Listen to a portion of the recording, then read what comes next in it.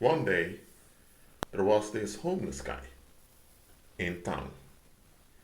He had this football with him, and he was making moves with the football. And the homeless man tried his best to engage with the common people through walking by. But all that the people did was backing off from him. He, his clothes looked dirty. He had very long, thick hair, as if he hadn't washed it for years. He didn't smell at all. And that should have been a red flag because normally homeless people smell because they don't shower. Some don't shower for weeks. But this guy, he looked like a homeless guy. He had long, thick hair like a homeless man. He had a long beard. His clothes looked dirty, but he didn't smell. Nevertheless, people didn't pay attention to this important detail. So they kept backing off from him. And there's another thing. The moves he made with the football were so good. But people didn't care. He was homeless. He didn't match their expectations. There was this young boy that passed by. And this young boy engaged with him for a few minutes. The people looking at it think, oh, it's just a little boy. He doesn't know any better. Then suddenly the guy stopped. He picked up the ball and he wrote an autograph for the boy. And he took off the thick hair. He took off that dirty cloth. He took off the fake beard. And everyone looked and they were shocked. It was Cristiano Ronaldo, that famous Portuguese football player. And she's a professional football player. And people were so shocked. And Cristiano Ronaldo thanks the little boy for his kindness. And Cristiano Ronaldo walked away. This was a social experiment was done. Man, if you would have seen the looks on the face of those people, how shocked they were. Now, this social experiment, I'm using it as a parable. If you want, you can look for the video online for yourself. I'm not going to do that here. Look at this. You see this homeless guy. He has long, thick hair, a long beard. It looks as if he never washed it for days.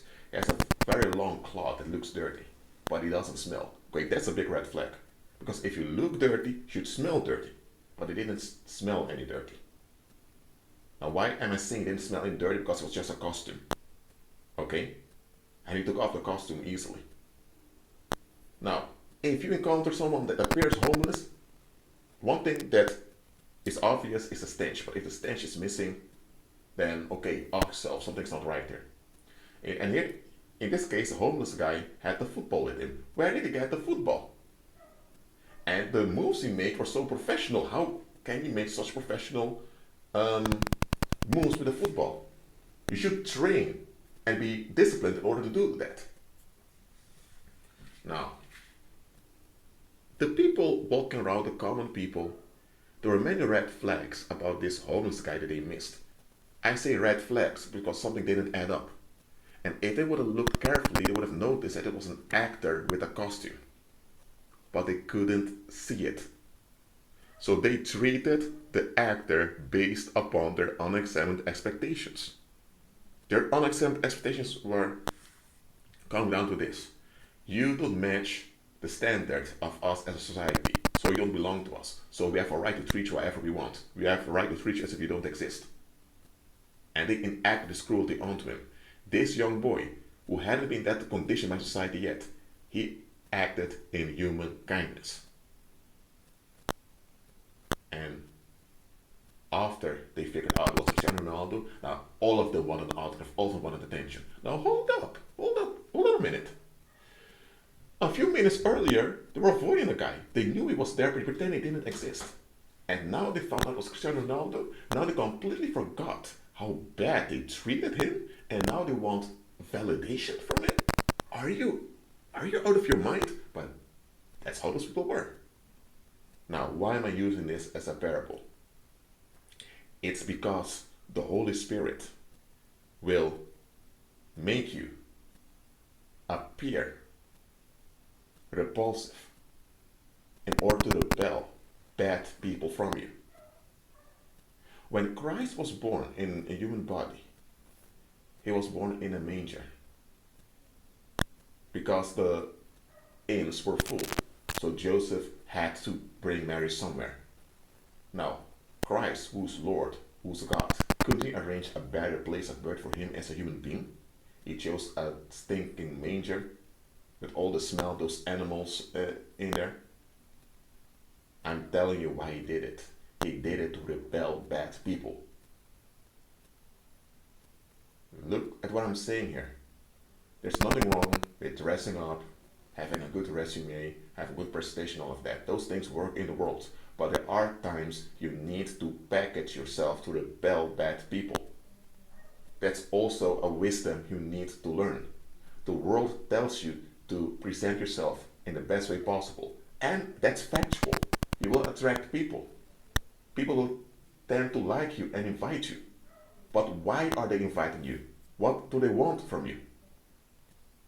You get what I'm saying here? Okay, let me give another parable now.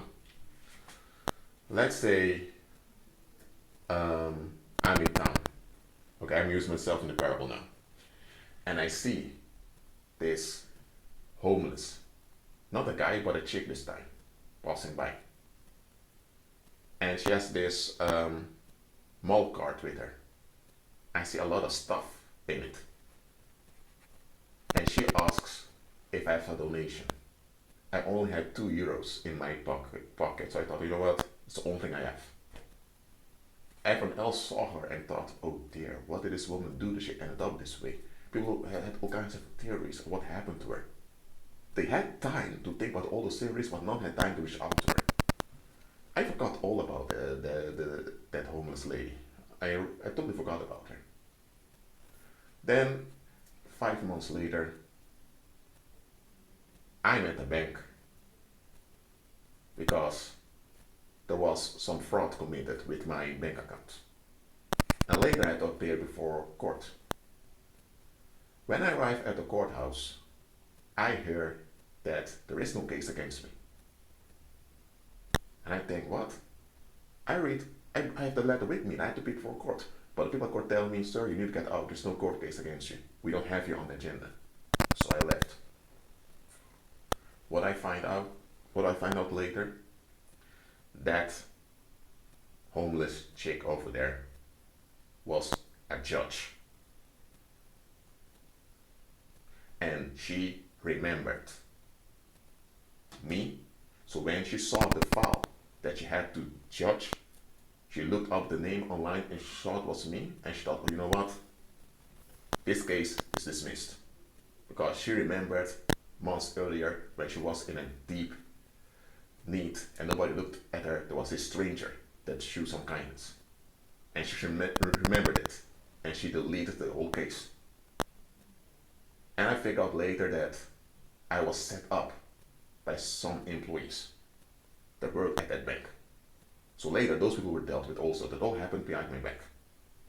Now, this is just a parable I give on to you. What I just told you didn't happen. It's just a parable. But think about this. If I would have known it was a judge, in this case, I didn't knew it, then in that case, I couldn't even know it was a judge. If I would have known that she would become a judge later, and that she would be the one handling my case, it may have caused me to treat her differently. But because I didn't know anything, and she looked so miserable, and she, at least in my perception, couldn't offer me anything, my true character was revealed. People's true character are revealed when you can't mean anything beneficial for them. When you can't mean anything beneficial for them, it's then that their real character, who they really are, is revealed.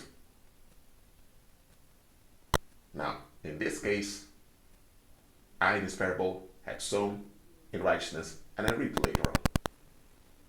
But don't you know that there are people that sow in wickedness, yet they demand a harvest in righteousness? And when they don't get a harvest in righteousness, they begin to complain, as if the world is unjust, while they don't want to see that they're the ones maintaining this world by their unjust attitude. Look, what I wanted to tell you in this video, and I used 2 parables. One was a social experiment done with Cristiano Ronaldo.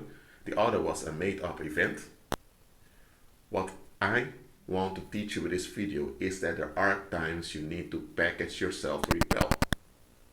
I'm not telling you to dress like a homeless individual and not to wash yourself for days. I'm not telling you to do that. I'm telling you to pay attention to your client. There were times that Christ willfully repelled people from him. Why?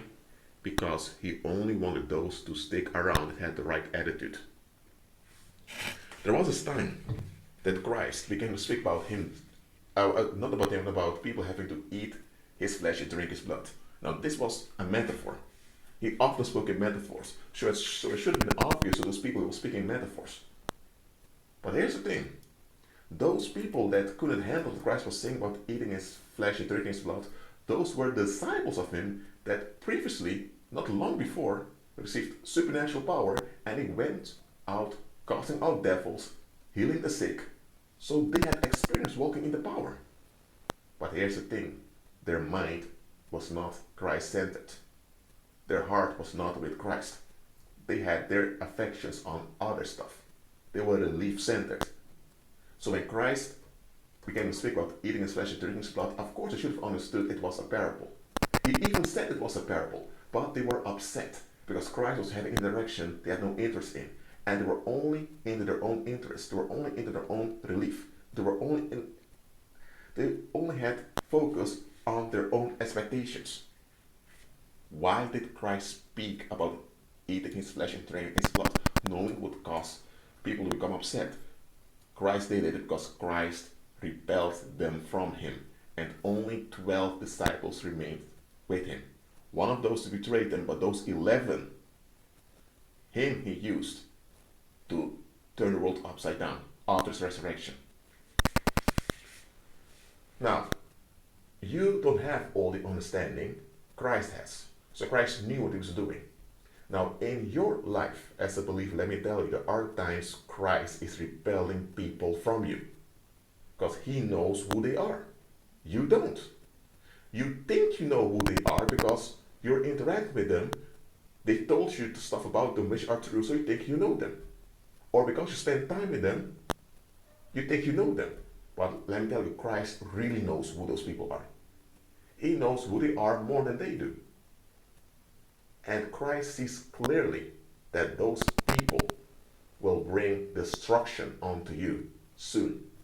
That's why he repels them from you. Don't you understand that there are times when you pray for something that your prayers may work out differently than you expect? You have this famous, it's become famous now, this famous cliche of people praying to be delivered from their enemies and suddenly they lose all their friends. Well, things like that happen. It can be that you've prayed for financial abundance. Why? Because you want to use financial abundance for the kingdom of God and to reach out to others. You didn't pray for financial abundance because you are selfish and you want to gloat by a Lamborghini and all that. By the way, there's nothing wrong with having a Lamborghini or an expensive car, but don't be distracted by such stuff. Let's say you prayed for financial abundance. And not only that, you also make baby steps for it. And suddenly you lose your job. Suddenly you come into this big financial crisis in your life. And you think, what? Why am I going to this attack? And it can be that indeed there's a spirit of poverty resisting you now. So now you begin to walk by faith and you overcome this spirit of poverty. But one thing you don't notice, this spirit of poverty was always there. And it always worked through the people around you. You were just not aware of it. So now that you begin to agree with financial abundance in line with Christ, so that you are not stuck at this yoke of toiling all your life, now that you agree with Christ and you agree with the biblical abundance, which will also manifest in your earthly affairs, now that you agree with it and you are walking it, now that demon of poverty begins to resist you. And look at this. Look at how the people began to treat you. Because it was through other people that this demon began to operate. And now you see who those people really are. Now you see that many of those people that claimed they were supporting you, they had your back, they didn't have your back. They were just talking to feel good about themselves. Now you see that many of those people, they are poverty minded. They've settled for the curse. That they have to toil all their lives at regular jobs, even jobs they don't want. They settled for it. And here's the thing, they don't want you to escape that bondage because then they need to reflect on themselves. So them in their selfishness wants everyone around to be just like them. Now you see how evil their attitude is. So what happened now? You agree with financial abundance. That's a good thing. The manifestation did come. Not the way you expected. You agreed with abundance. So everyone that enabled poverty had to go. Before the abundance came. Why? Because if the abundance comes and those that enable poverty are there, they're going to contaminate your abundance. Let me say it one more time. If abundance comes and those that enable poverty are still there, they're going to contaminate your abundance with their bondage, with their poverty, with their negative way of thinking. So now that you went through this crisis, you've been freed from the expectations of others, which contradict what you prayed for. And now that they're out of the way, the abundance comes. And so now you understand why you went through that crisis. Now it all makes sense. Because now you look back and you look at the bigger picture. That's why I'm also warning you about the following. Things can go easy for you. I'm not saying that just because you walk by faith, everything has to be a struggle. But beware when everything starts off good.